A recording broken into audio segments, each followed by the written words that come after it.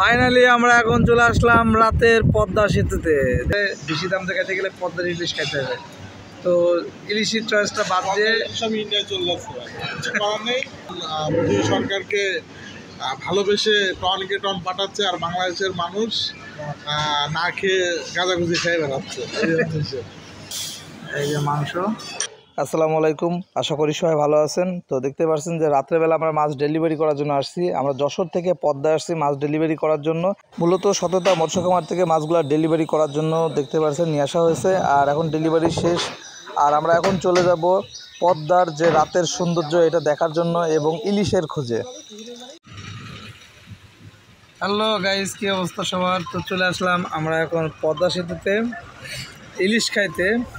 আর আমরা এখন টোলঘরের সামনে আছি, এনজয় করব পদ্মা সেতু এবং ওই পারে যাচ্ছি ইলিশ খাইতে।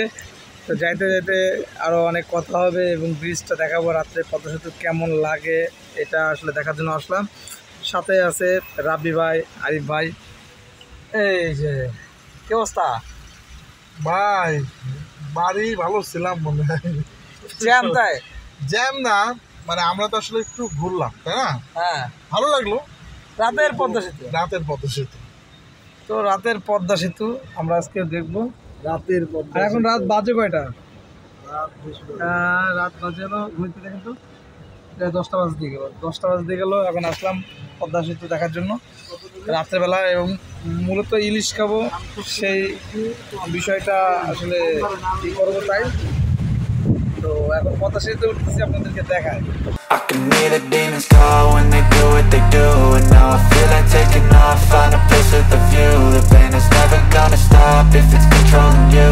I know that time can heal it all, I just gotta get through. সামনের ভিউটা অসাধারণ, সামনের ভিউটা জোস জোস। The pain is never gonna stop if it's controlling you. I know that time can heal it all, I just gotta get through. Sometimes I feel like all is lost, but I know it's not true. I wanna put up all my walls cause I'm not in the mood, but then I cut myself off from the rest of the room. I know that time can heal it all if you're patient, and soon it can all be worth it, all the searching. Pain is never really permanent, but damn it hurts, man. I could feel all of the turbulence and it's concerning. I've been searching for a purpose, I hope it's worth it. This society is really trying me. Finally আমরা project হিলসাতে চলে আসলাম মাওঘাটে। আর আমরা যখনই ব্লগটি শুরু করে, দুঃখের বিষয় এখানকার যারা কর্মরত আছে তিনারা আমাদেরকে আপত্তি জানায় যে ভাই এখানে ব্লগ করা যাবে না, আপাতত ব্লগ করাটা নিষিদ্ধ আছে। তো আমি বললাম যে ভাই আমরা তো এখানে চেহারা দেখাতে আসছি না, আমরা এখানে হলো ইলিশ মাছ খাবো এবং আমরা ব্লগ করব, এর জন্য আসছি। আমরা যে আসবো এসে ঘুরে ফিরে চলে যাবো এমনটি নয়, এত দূর থেকে আসছি কিসের জন্য ভাই? তখন বলো যে ভাই বিষয়টা বুঝতে পারছি, কিন্তু আমাদের বিষয়টা হলো একটু দেখতে হবে। তারপরে এক প্রকার ওনাদের সাথে যখন আমার কথার সাথে কাজের কোনো মিল পেলাম না, যে হাজার হাজার মানুষ এখানে ব্লগ করছে আর আমরা আজকে ব্লগ করতে পারবো না, তো ওনারা আমাদেরকে জানালো যে ভাই সীমিত সময়ের জন্য এটা বন্ধ আছে। তখন আমি বললাম যে তাহলে যখন বন্ধ হয়ে আছে তাহলে আমাদের ইলিশ খাওয়াটা এখন বন্ধ আছে, তাহলে আমরা চলে যাচ্ছি ভাই, দরকার নাই। এরপরে আমি কিছু ফুটেজ যেহেতু নিয়েছি, নিয়ে এটা আপনাদেরকে শেয়ার করলাম, এরপরে আমি ওখান থেকে চলে আসি।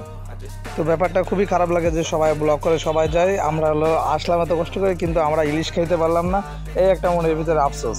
যদিও ইচ্ছা করলে খাইতেই পারতাম, যদি ক্যামেরাটা অন করে ব্লগ করতে পারতাম, কিন্তু একটা উদ্দেশ্য কি যে আমরা আসছি মজা করবো, খাবো দাবো, স্মৃতি হিসেবে এটা রেখে দেবো। যদি এতটুকু যদি না হয় তাহলে তো এখানে হলো আসলে সময় দেওয়ার কোনো প্রশ্নই আসে না। আর এরকম ঘটনা শুধু আমার সাথে নয়, অনেকের সাথে এরকম কম বেশি ঘটনা হয়ে থাকে এই হিলসা প্রজেক্ট নিয়ে। দেখতে পাচ্ছেন পরবর্তীতে আমরা চলে আসি সাম্পান হাইওয়ে ইন রেস্টুরেন্ট, আর এখানে আমরা আমাদের সর্বশেষ খাওয়া দাওয়াটা শেষ করি।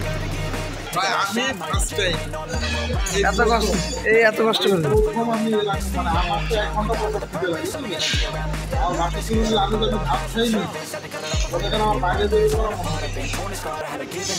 এখন বাজে রাত কয়টা?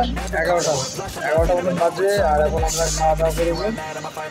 কষ্টের বিষয় যে পদ্মার ইলিশ নাই, কারণ যা আছে ডুপ্লিকেট।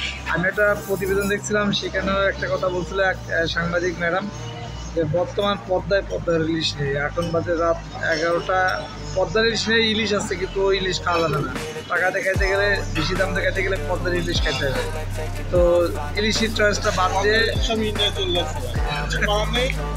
বর্তমান সময় এখন মোদী সরকারকে ভালোবেসে টনকে টন পাঠাচ্ছে, আর বাংলাদেশের মানুষ না খেয়ে গাঁজাগুজি খেয়ে বেড়াচ্ছে। এই হলো বিষয়। তো এখন আমরা খাওয়া দাওয়া করবো গরুর মাংস দিয়ে। তো আপনারা দেখতে থাকুন। রাব্বি ভাই আমাদের খাবার পরিবেশন করে দিচ্ছে।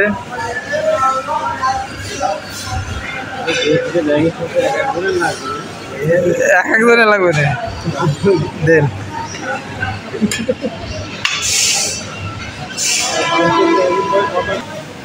আমার জন্য চিকেন, এই মাংস আর হচ্ছে বিয়ের মাংস, বুঝলেন?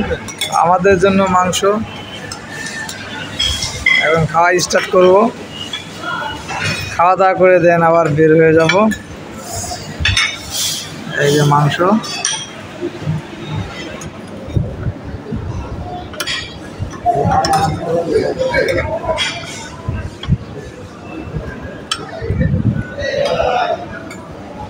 সালাদ টালাদ দিয়ে কি বানতে ভাই।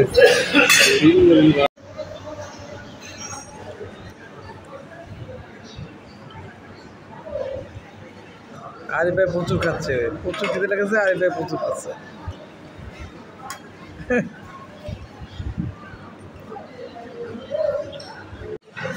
তো খাওয়া দাওয়া শেষ করে এখন রাত 12টা বাজে, আমরা বাসার দিকে এখন রওনা দিচ্ছি। তো এই ছিল আজকে মোটামুটি আমাদের পদ্মা সেতুর ট্যুর। আর আমরা খাওয়া দাওয়া করলাম যে হোটেলটা দেখতে পারলেন।